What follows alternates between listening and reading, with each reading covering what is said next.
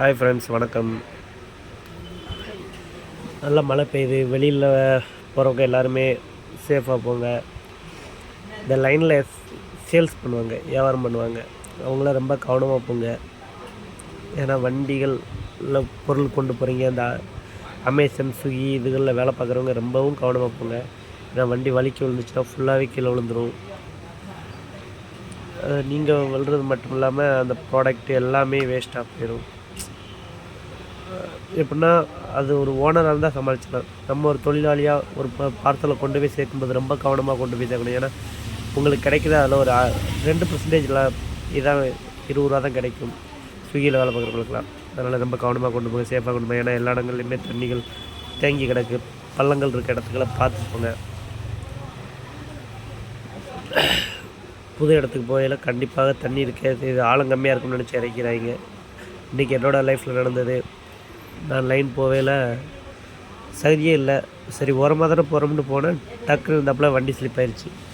Load heavy லோடுங்கிறனால வண்டி வெட்டிச்சு. ஆனால் பட்டு இருந்தாலும் கொஞ்சம் என்னோடய ஹேண்ட் பவர் கொஞ்சம் அதிகங்கிறனால கொஞ்சம் ஆக்சிலேட் பண்ணி ஃப்ரெண்டில் போய் இதில் கொஞ்சம் சரிச்சு வண்டியை நிப்பாட்டிட்டேன்.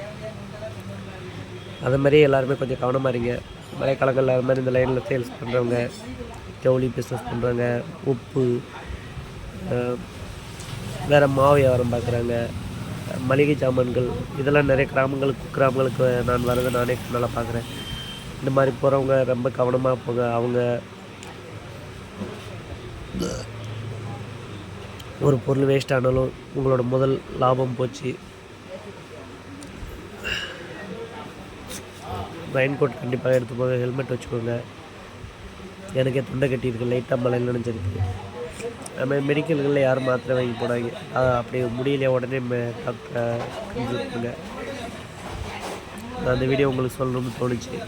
ஏன்னா இன்றைக்கி நம்ம லைஃப்பில் நினச்சி நான் விழுந்தேன், சரிஞ்சிருச்சு. பட் தூக்கிறதுக்கு நிறைய பேர் பார்த்து நிற்கிறாங்களோ தான் தூக்க யாருமே வரல. அது மாதிரி யாரும் விழுந்தால் நீங்கள் உதவுங்க. நானும் அப்போ தான் இது வரைக்கும் உதவி பண்ணிகிட்ருக்கேன். ஏதோ யாருக்கும் செய்த ஒரு சின்ன உதவி தான் இன்றைக்கி எனக்கு எந்த பொருளுமே தண்ணிக்குள்ளே சகதிக்குள்ளேயே விழலை. மெயினாக காஞ்ச பயிர் விழுந்துச்சு. அதான் ஏதோ ஒரு கட்டிடத்தில் நல்ல நேரம்னு நினச்சிச்சு. தலையோட தலைப்போட போச்சுன கதையாக. அது மாதிரி நீங்களும் மற்றவர்களுக்கு விழுந்தாங்கன்னா அவங்களுக்கு உதவுங்க. நம்ம வீடியோ இது நான் பேசுனது உங்களுக்கு பிடிச்சிருந்தா லைக் பண்ணுங்கள், ஷேர் பண்ணுங்கள், கமெண்ட் பண்ணுங்கள். மற்றவங்களுக்கும் உதவுங்கள், உதவுங்கள், உதவுங்கள். உதவுக்கரம் நீட்டுவோம்.